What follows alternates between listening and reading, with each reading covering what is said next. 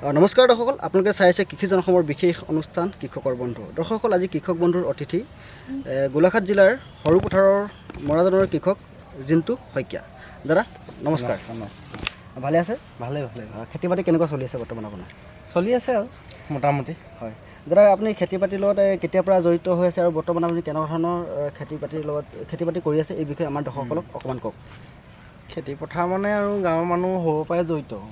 বিশেষকৈ 2010 মানৰ পৰা মই জড়িত। ধৰি লওক এনেকুৱা তামোল কিবা পাণ, এনেকুৱা শাক পাচলি খেতিয়ক সেনেকুৱা হিচাপত কৰিলোঁ। হয়, এতিয়া তামোলটোৰ লগত পাণটো আছে, তাৰ উপৰিও এতিয়া ফাৰ্ম, ব্ৰইলাৰ ফাৰ্ম আছে, গাহৰি ফাৰ্ম এখন আছে, পুখুৰী আছে, এইবোৰকে কৰি মেলি আছোঁ আৰু।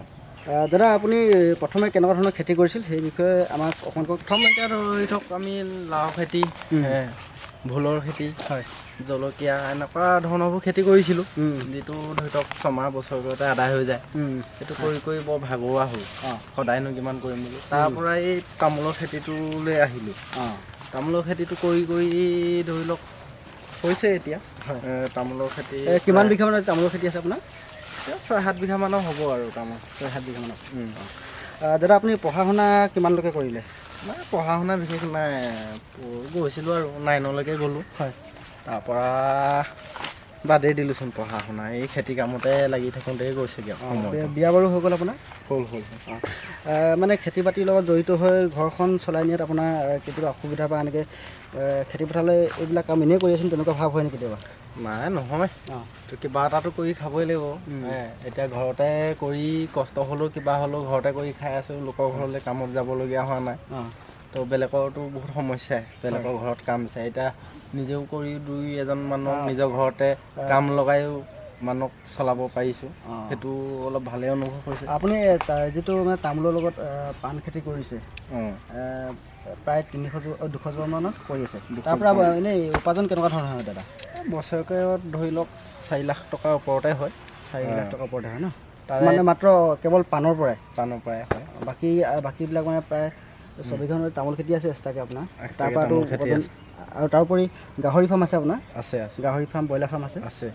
দাদা, আমি বহু সময় দেখিলোঁ আমাৰ কৃষি ভিত্তিৰে জড়িত যিসকল লোক, তেওঁলোকৰ অৱস্থা মানে প্ৰায় 100% প্ৰায় 70% কৃষকৰে অৱস্থা মানে ইমান ভাল নহয়। ইয়াৰ কাৰণটো আপুনি কি বুলি ভাবে?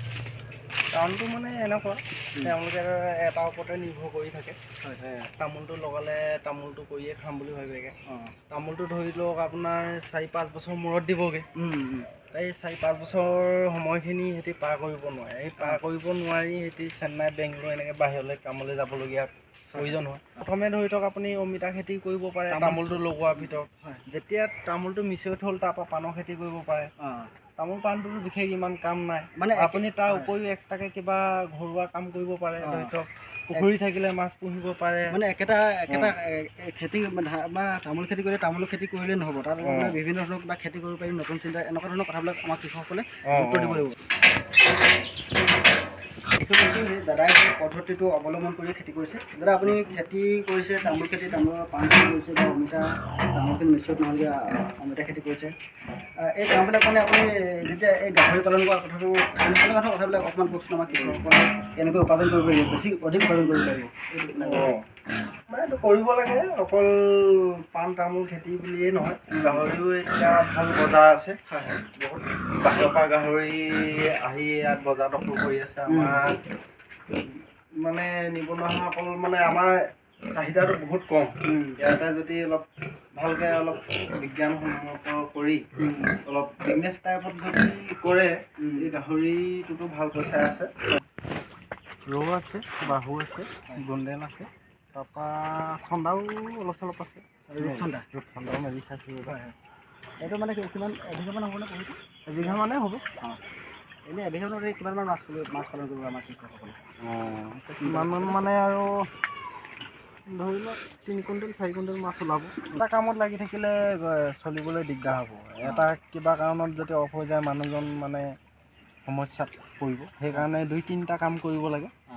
তেতিয়া নিশ্চিতভাৱে আমাৰ কৃষকসকলৰ যি অৱস্থা মানে ভাল হ'ব নহয় জানো? ভাল হ'ব।